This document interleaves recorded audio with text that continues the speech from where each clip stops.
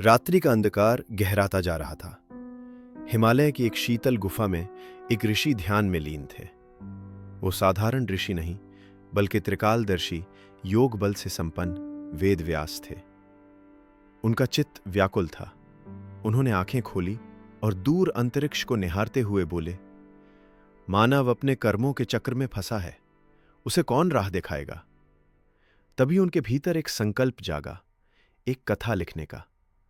ऐसी कथा जो मानवता को धर्म और अधर्म का भेद समझाए। वही कथा बनी भारत कथा, जिसे आज हम महाभारत के नाम से जानते हैं। लेकिन वेदव्यास जानते थे, ये कथा साधारण नहीं थी। इसके लेखन के लिए उन्हें चाहिए था एक ऐसा लेखक जो उनके विचारों की गति को पकड़ सके। उन्होंने तप किया और भगवान गणेश को आमंत्रित किया। हे गणेश, वे बोले, मैं एक महाकाव्य रच रहा हूं, क्या तुम इसे लिखोगे? गणेश बोले, मैं लिखूंगा, पर एक शर्त है, आप रुकेंगे नहीं। वेदव्यास मुस्कराए, और मेरी शर्त, आप बिना अर्थ समझे कुछ नहीं लिखेंगे। इस प्रकार एक ऋषि की वाणी और एक देवता की लेखनी से आरंभ हुई महाभारत। अब ऋषि वैशंपायन, जो वेदव्यास के प्रिय शिष्य थे, ये कथा राजा जन्मेजय को सुना रहे थे।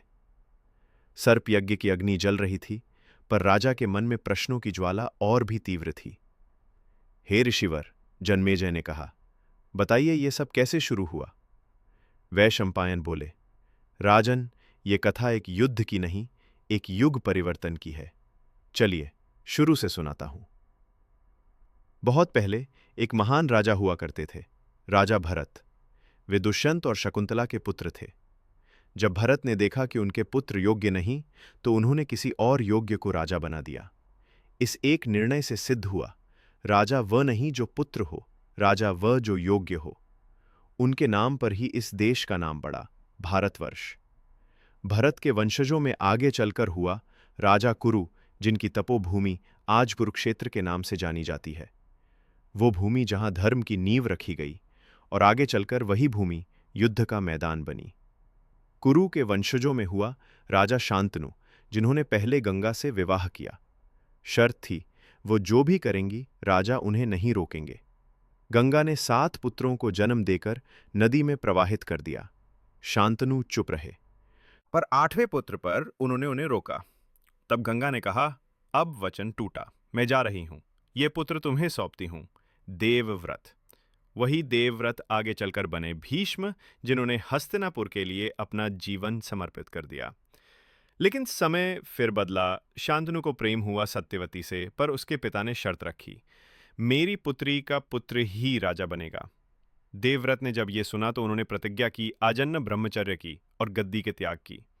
देवताओं ने आकाश से कहा, भीष्म, तुम्हारी प्रतिज्ञा अमर हो गई। भाग 2।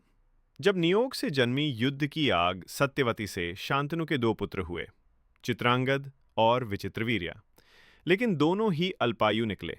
अब कोई उत्तराधिकारी नहीं बचा। हस्तिनापुर के सिंहासन पर संकट मंडराने लगा।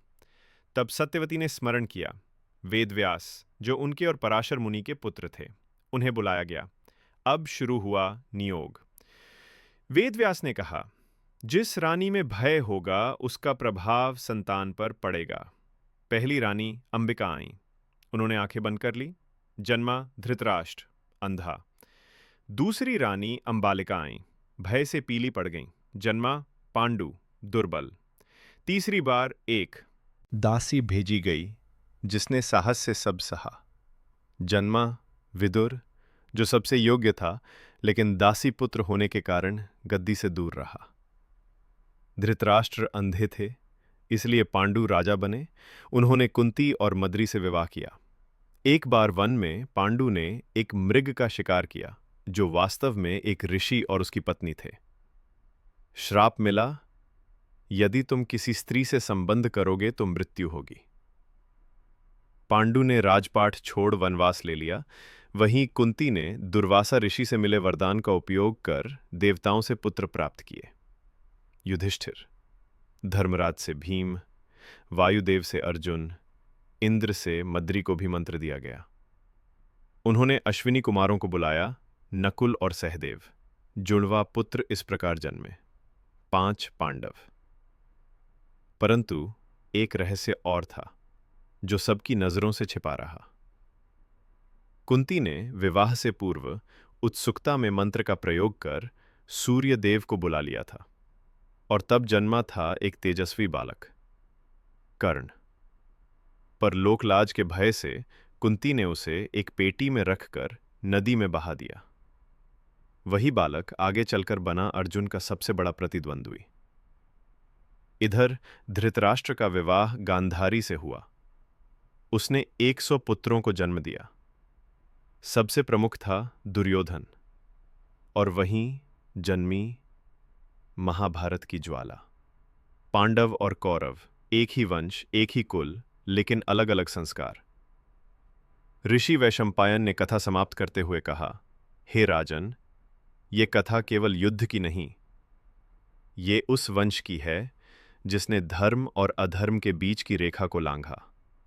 महाभारत की शुरुआत किसी तलवार से नहीं हुई, वो आरंभ हुई एक प्रश्न से, एक निर्णय से और एक त्याग से। और तभी आकाश में एक शंखनाद गूंजा। कथा ने अपने पंख फैलाए और समय को अपनी गोद में समेट लिया।